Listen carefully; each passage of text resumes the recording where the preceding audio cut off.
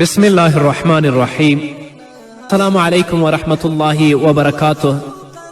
ستاسو روغتیا او خوشحالي د پاک رب نه غواړم په دې هیله چې د صحت او عافیت جامې پر تن ولرئ او خوشحالي مو په برخه وي. زموږ د نن ورځې د خپرونې موضوع بیا هم پر تقوا ولاړه کورنۍ. قدرمنو اوریدونکو، مور او پلار ته د الله له لورې یوه بله ستره او عظیمه ډالۍ د نیک او ښه اولاد ورکول دي. هغه مور و پلار ته چې الله رب العزت نیک اولاد ورکړی وي، دا د الله رب العزت له طرفه دې مور و پلار ته ډیره لویه او ستره ډالۍ او ډیر ستر نعمت دی. د الله رب العزت د دغې ډالۍ د ښه او اصلاح کېدو دوه لارې چارې شته. لومړی د الله تعالی د پریکړې او د هغه په سمې لارښوونې او هدایت سره الله به دا پریکړه کړې وي چې د دې اولاد به صالح وي یا به الله هغو ته هدایت کوي. دویم دا چې د اولاد په سمه روزنه کې پخپله د انسان مور او پلار هڅه او هان وکړي، انشاءالله اولاد به سمیږي. ابراهیم علیه الصلاة والسلام له الله تعالی څخه وغوښتل چې اولادونه یې له شرک او بتپالنې څخه وساتي، لکه څنګه چې الله په صورت ابراهیم کې 15 آیت کې فرمایي وَإِذْ قَالَ إِبْرَاهِيمُ رَبِّ اجْعَلْ هَذَا الْبَلَدَ آمِنًا وَاجْنُبْنِي وَبَنِيَ أَن نَعْبُدَ الْأَصْنَامَ. یاد کړه هغه وخت چې ابراهیم دعا کړې وه چې پروردګاره دا د مکې ښار د امن ښار وګرځوه او ما او زما اولاد د بت پرستۍ نه وساته. په اصل کې ابراهیم علیه السلام وایي ای ربه زما له زامنو نه بت پرستان، مشرکان او بدکاران مه جوړوه، که داسې شي زما ژوند به له تیارو ډک شي او دنیا به راباندې تکه توره شپه شي. الله تعالی دغه پیښه په څو آیتونو کې بیانوي. بیا هم الله په صورت ابراهیم کې وایي ربنا انی اسکنت من ذریتی بواد غیر ذی زرع عند بیتک المحرم ربنا ليقيموا الصلاة فاجعل أفئدة من الناس تهوي إليهم وارزقهم من الثمرات لعلهم يشكرون. زمونږ ربه ما په یو بې اوبو او بې وښو ناوه کې د خپل اولاد یوه برخه ستا د محترم کور تر څنګ میشته کړې ده. پروردګاره دا ما د دې لپاره کړي دي چې دا خلک دلته لمونځ قایم کړي، نو ته د خلکو زړونه د دوی په تلوسه کړه او ته دوی ته د خوراک میوې ورکړه، ښایي چې دوی شکر ویستونکي شي. ابراهیم علیه السلام وایي ای ربه زما زامن لمنځونه دودوي، نو ته یې له منځه مه وړه. زما زامن حکم منونکي او پرهیزګاران دي، ته یې بېدینه او مشرکین مه جوړوه. ابراهیم علیه السلام د بقرې په صورت کې له الله نه ځان ته او خپلو زامنو ته د دوستی او مقام د غوښتلو پر مهال وایي ومن ذریتی، زما اولادونه. الله ورته څه فرمایي لا ینال عهد الظالمین، زما ژمنه او زما حد ظالمانو ته نه رسیږي. د الله تعالی له دغې سپېڅلې خبرې نه جوته شوه چې ظالم اولاد د الله تعالی دوست کیدی نشي، ځکه د الله او د هغه د بندگانو ترمنځ هیڅ ډول واسطه او شفاعت نشته مګر دا چې پرهیزګاره او متقي وي. زکریا علیه السلام سپینګیره شوی، هډوکې یې کمزوري شوي، بدن یې لرزیږي او ډیر ناتوان شوی دی. خپل لاسونه د الله دربار ته لپه کوي او داسې وایي لکه چې الله په صورت مریم کې 4 آیت نه تر 6 آیته پورې رانقلوي قال ربي إني وهن العزم مني واشتعل الرأس شيبا ولم أكن بدعائك ربي شقيا وإني خفت الموالي من ورائي وكانت امرأتي عاقرا فهب لي من لدنك وليا ويرث من آل يعقوب واجعله ربي رضيا. هغه عزو ای پروردګاره زما هډوکي کمزوري شوي دي، سر مې له ډېر زوړوالي نه بل وهي یعنې سپین شوی.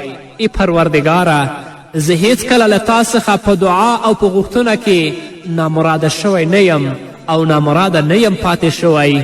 زه له ځانه وروسته د خپل قوم او خپلوانو له بدیو نه ویریږم او زما میرمن شنډه ده نو ما ته په خپله ځانګړې لورینه یا وارث را په برخه کړه داسې چې زما وارث هم وي او د یعقوب د کورنۍ میراث هم عمومي.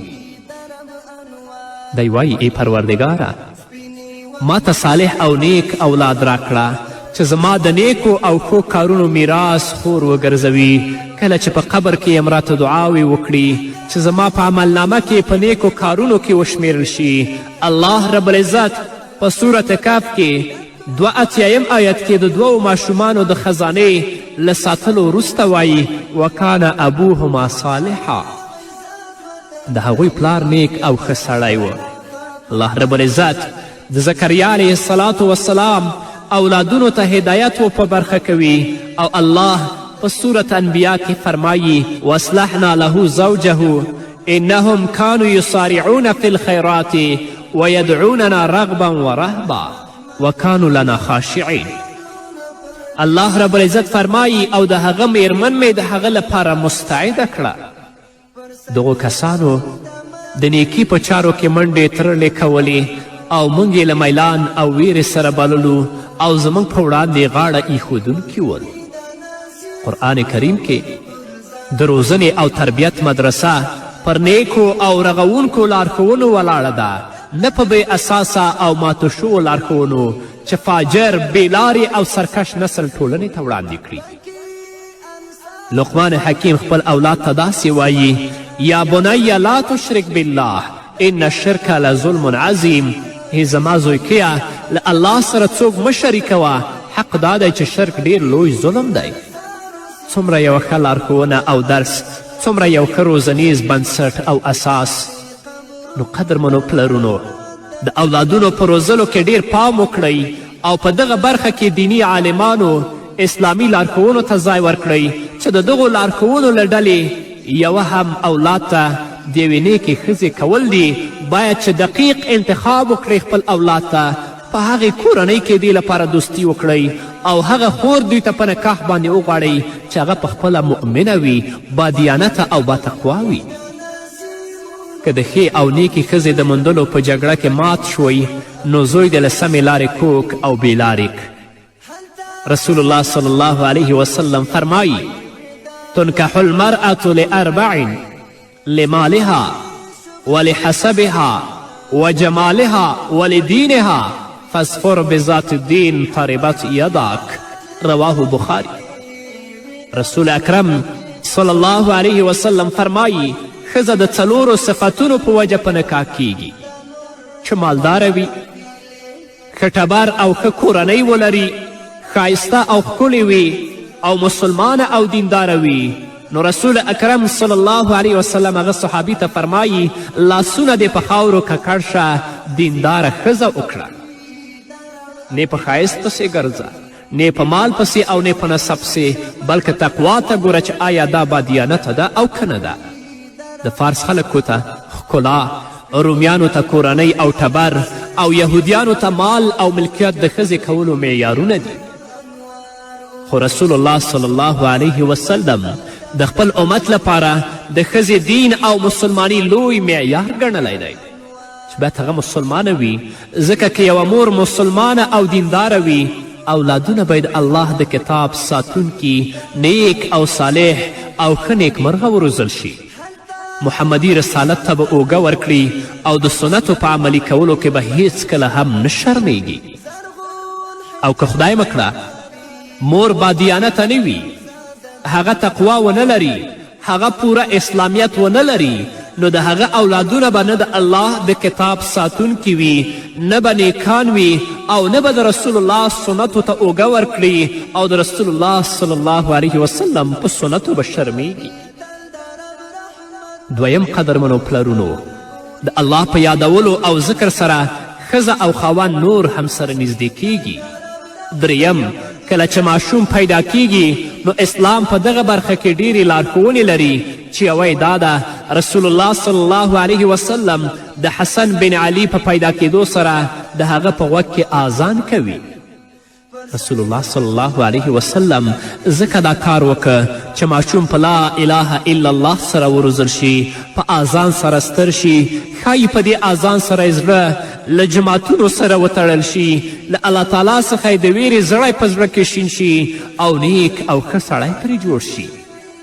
رسول الله صلی الله علیه وسلم ځکه د حسن په غوږ کې اذان وکړه چې له همدغې لومړۍ ورځې زړه د الله په یووالي ولرزیږي او زړه د الله تعالی پر یووالي وروزل شي، او دا چې د خپل ژوند له لومړۍ ورځې څخه له الله تعالی سره مل وي.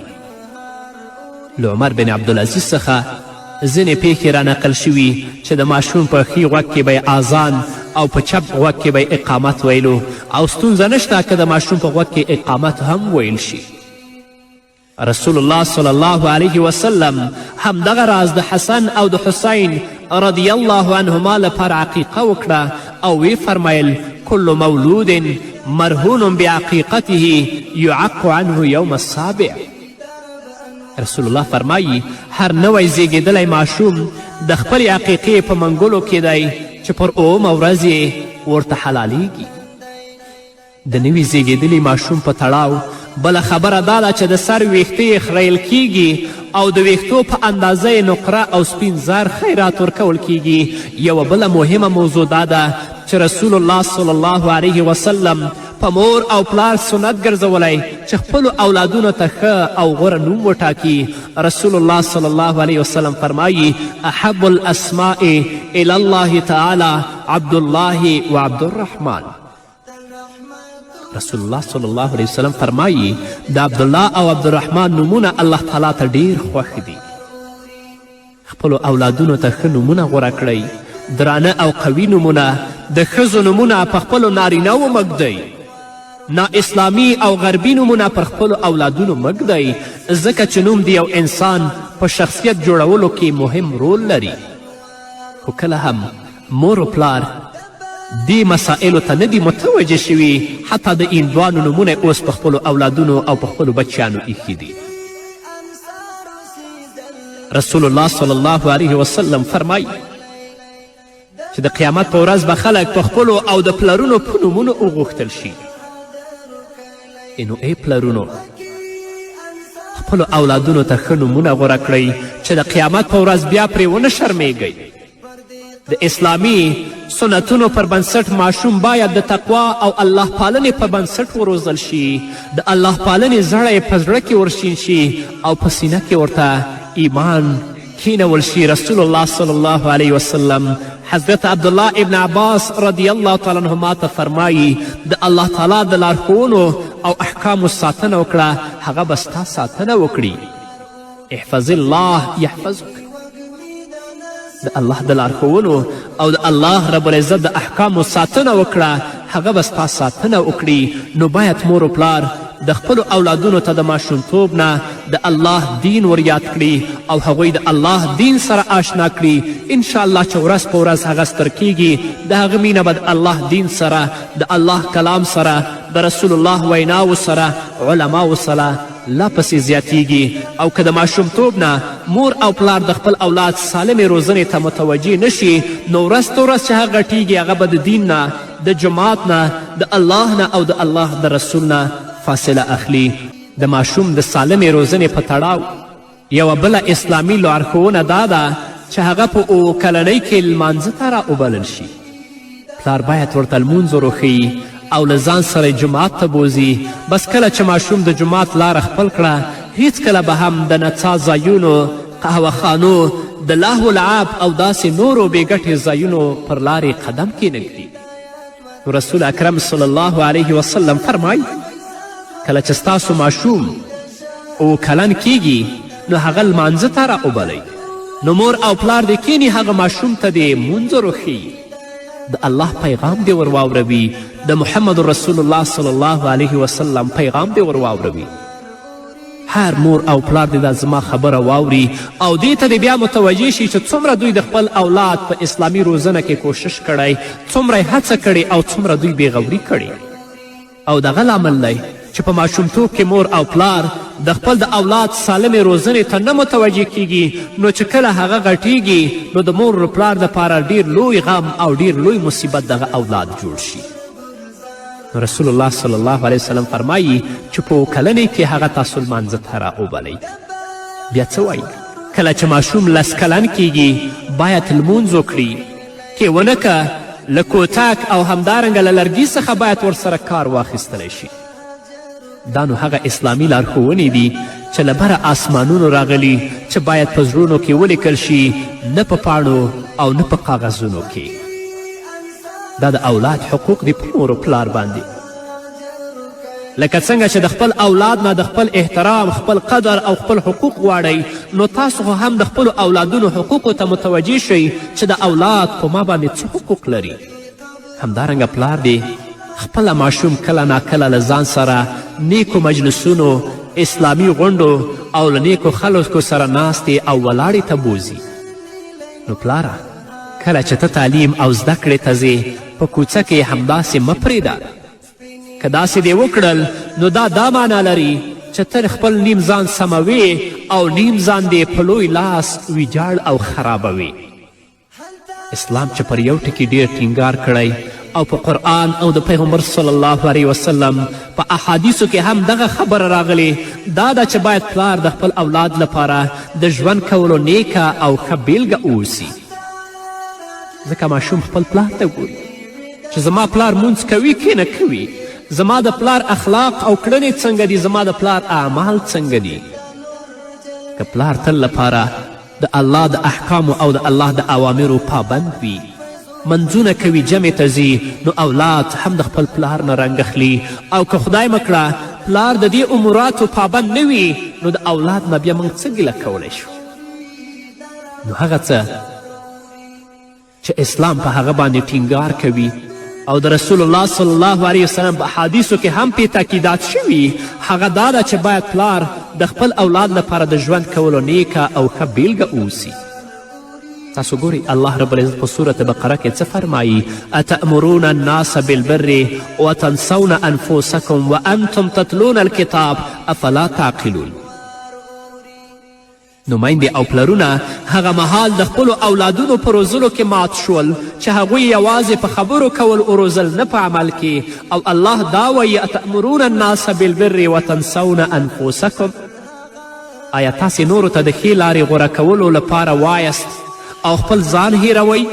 وانتم تتلون الکتاب افلا تعقلون.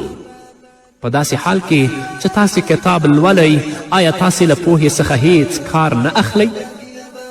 همدارنګه الله رب العزت په سورة صف کې فرمایي یا ایها الذین آمنوا لم تقولون ما لا تفعلون. ای مؤمنانو تاسې ولې هغه څه وایئ چې کوئ نه؟ پلار خپل اولاد ته د رښتیا ویلو نصیحت کوي خو په خپله دروغ وایي او د الله تعالی له حدودو پښه اړوي. خپل اولاد ته جومات ته د ورتللو او 5 وخت لمونځ کولو سپارښتنه کوي خو په خپله هیڅ کله هم جومات ته نه ورځي. نو څنګه به دغه اولاد نیغې لارې ته ورسیخ شي؟ اولاد په خپل ځواني کې هر څه له خپل پلار څخه زده کوي او د هغه تقلید کوي. که پلار برابر وي اولاد هم، او که خدای مکړه پلار له الله د حدودو نه تیر وي نو د اولاد به هم د خپل پلار په قدم باندې پل کیدي او هغسې بدبخته انسان به د دې نه هم جوړ شي. نو ای د الله بندگانو غوره او نیک کار دا دی چې د خپلو اولادونو لپاره د ژوند کولو یوه ښه بیلګه اوسو. هغوی ته چې پر نیکو کارونو امر کوو باید موږ یې هم وکړو. همداراز که هغوی د کوم بد کار څخه راګرځوو باید موږ هم هغه کار ونه کړو چې الله تعالی زموږ ظاهر او باطن دواړه سره سم او اصلاح کړي. د اولادونو د روزلو په تړاو یوه بله مهمه موضوع دا ده چې هغوی باید د الله تعالی د کتاب او محمدي سنتو پر بنسټ وروزل شي چې نیکه او ښه لاره ورته وښودل شي. هغوی ته باید داسې نامقبول او خراب ټولنیز دودونه ورونه ښودل شي چې دی پرې جومات ته له تللو او نیکو کارونو له کولو راګرځوي. داسې دودونه او داسې رواجونه باید اولادونو ته ورونه ښودل شي. دا نو د پلار دنده ده چې پر خپل اولاد له ماشومتوب څخه د الله تعالی د کتاب ساتنه پیل کړي او کله چې هغه ستریږي د الله تعالی کتاب یې په سینه کې پروت او حفظ وي په ټولو معناګانو او مفهوم یې باید پوه وي باید د الله تعالی دین زده او په خپل ژوند کې پلی کړي باید موږ خپل اولادونه له بدو خلکو سره له ناستې ولاړې راوګرځوو او هغوی ته باید ښه او نیک ملګري پیدا کړو علما لیکي که د کم کس د شخصیت په اړه معلومات غواړي نو ملګري وګوره ځکه چې ملګري یو بل پسې اقتدا کوي او د یو بل کارونه خوښوي نو الله تعالی ته د دعا لاسونه لپه کوم چې د ټولو اولادونه نیک صالح ستر کړي چې په دنیا او آخرت کې ورته د نیکمرغۍ لامل وګرځي په همدې هیله قدرمنو اوریدونکو دا وه زموږ د نن ورځې خپرونه چې ستاسو درانه حضور ته وړاندې شوه تر بلې خپرونې پورې چې زه بیا هم ستاسو درانه حضور ته راځم تاسو ټول په پاک رب سپارم پاتې ژوندم نیکمرغه ښاد بریالي او کامیابه اوسئ